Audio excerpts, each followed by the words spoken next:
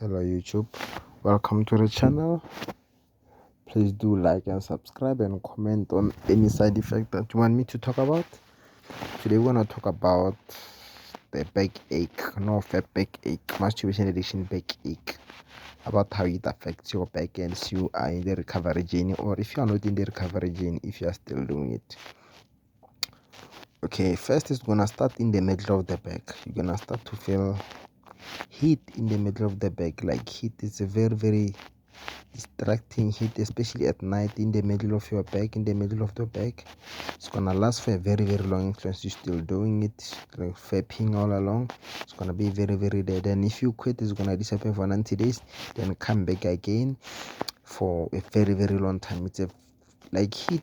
People gonna say it's anxiety and stuff like that, but it's not really. Like in the middle of the back, exactly, there are two muscles in the middle of the back.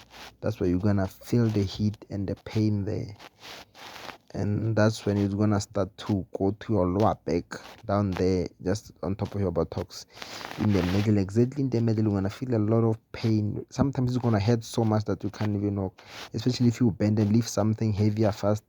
That's when you're gonna feel like it's snapping or something like that. It's very painful.